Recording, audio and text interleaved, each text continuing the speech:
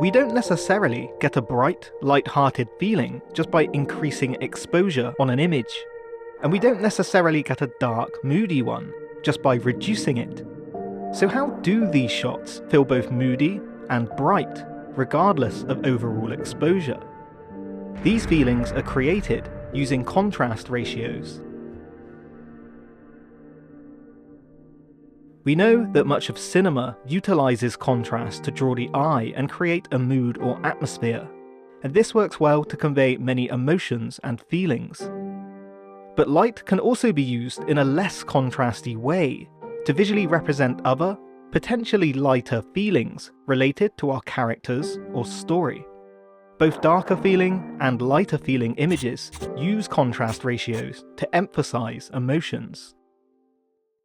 Contrast ratios are determined by measuring light with a light meter, and we measure light in f-stops or t-stops.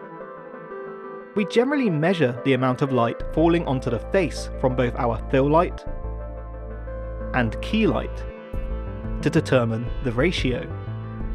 But how do we get a ratio from these numbers? Much like the stops on a camera lens, each full stop indicates a decrease or increase of light.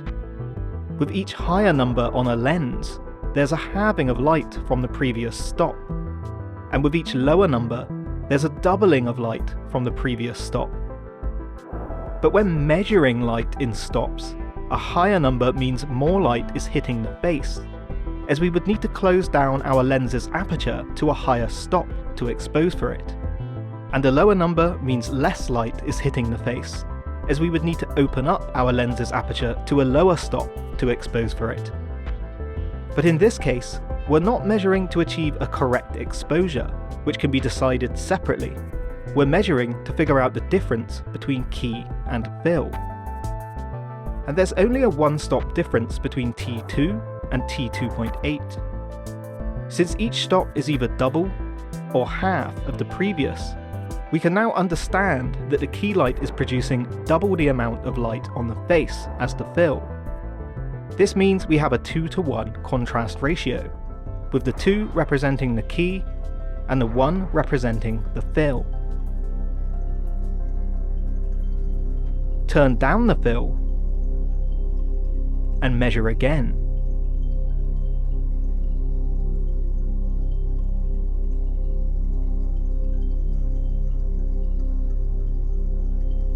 Now we have a 2-stop difference, making it a 4:1 ratio. Since each stop represents double the light, we have, in total, a key side that is 4 times brighter than the fill side. And, as you may expect from this pattern, turning our fill light down to get 1 stop less again, and measuring to confirm, we now have a 3-stop difference between our key and fill. From fill to key, we've doubled our light once, twice, 3 times, making our key light 8 times brighter than our fill, which gives us an 8:1 contrast ratio. So how can we take this information and use it to create a lighter feeling image? Let's say we want to create a bright, warm, light-hearted, late afternoon scenario. Let's add some lights. To start with, we turned on a ceiling lamp outside of the door. This provided some initial light outside the room, which we can build on with a Forza 60C FL10 Fresnel lens attached, set to flood for a wider beam. We also clipped some white material to a stand to make sure it blended into the background through the door windows, and turned on our sun. We'll base the rest of the lighting on this sunlight and wrap some light around the room and character. Since we're going for a lighter feeling image, we might want large, soft light, so we used a Pavoslim 240C with its softbox attachment and grid, placing a 4x4 frame of bleached muslin material in front of it, with a little extra material thrown on top to thicken up our diffusion a touch. Light switched on, This frame functions as a relatively big, soft light source, and a way to light our character, motivated by our sun shining through the window and bouncing around the room. But this still seems pretty dark, not quite the lighter feeling we're after. We might want to light a little more of the face to indicate the sun is bouncing more light around the room. A large bleached muslin backdrop with a Pavoslim 120C softbox attached, bounced into it, wraps the light around the face a bit more, providing more light to the face and scene overall. If we were to add contrast in this situation, we may use flags or dark material to block some light hitting the shadow side of the face, creating some negative fill. But why are we going darker if we want a lighter look? Well, this is actually a good time to start measuring the contrast ratios to understand why this general setup isn't working as intended. But we're using two lights, so where are we measuring our key and fill? Although we are using two light sources on our subject, these should be viewed as one key light. The second source functions as a way to extend the size and wrap of the initial key around the face. And, as the naming suggests, the negative fill behind camera is primarily affecting the fill side of the face. The sun backlight is providing an edge light to our subject, but it's not affecting the exposure on the front of the face. So our key measurement should be from around here, blocking any backlight from the sun, taking into account our particular lighting setup and squishing our subject's face. T 2.8. And our fill measurement should be around here, reading just the shadow side. T 1.1. Technically, this means the shadow side is very slightly lighter than T1, but since we don't want things to become too confusing, it's close enough to T1 for us to round it down. This gives us an 8:1 contrast ratio. And now we know we have a bigger ratio, we can start to understand why we're not getting the light, airy look we're after. We now know we need a smaller ratio on the face, and we could do with pushing our light intensity up a touch too, which should also help toward lowering the contrast across the image overall. First, we took away the negative fill behind camera, and replaced it with a white material instead. This brings a little light back to our fill side, but overall, not too much.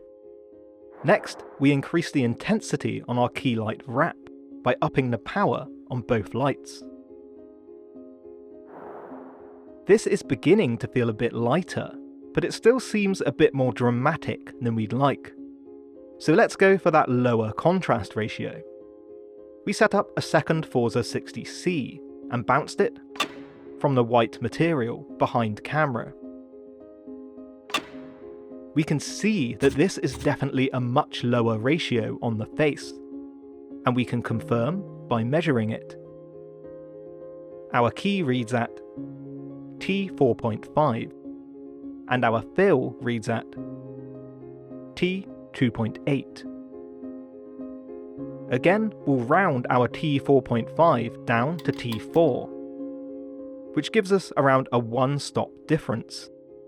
So we've lit for a 2:1 contrast ratio on the face. And the mood certainly feels a lot lighter than before. But something feels a little off since this lower ratio has been introduced. That's because now we have a different kind of contrast to consider, the light on our subject relative to the light on our background. Our subject now feels a little overlit in comparison to his environment. If the sun is shining into the room and creating this much light on the face, it feels like the rest of the location should have more light around it. We set up an FC120B PJ FZ60 projection adapter attached so that we can throw a patch of sunlight onto our back wall. Now our image is starting to make more sense with this 2:1 ratio. Everything feels motivated toward that lighter, laid-back feeling. We could even increase the intensity of our sun to amplify this. So we have our high-key look. But what if we think 2:1 feels a little too flat? Let's turn down our fill light to introduce a little more shadow and shape back onto the face. Our key measures T4.5, which again will round down to T4. And our fill measures T2. That's a 2-stop difference, or a 4:1 contrast ratio. And now that we have a little more shape on the face, we could increase the intensity of our lights a little whilst maintaining this 4:1 ratio, or even push the image up in post to get things into an even brighter place. Now that we've based the scene on a lower contrast ratio and lit the background with intent toward it, we can easily raise the overall exposure and get the results we want. A totally different story from when we tried to push up our overall darker, high contrast ratio setup from earlier.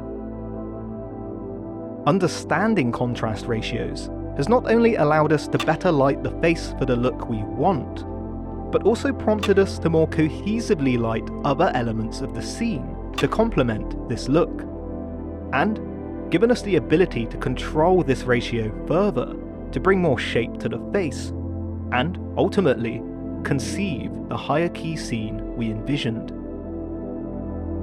Episodes of Lighting for Cinema are extended and released early over on my Patreon, along with extra videos and access to the Discord server.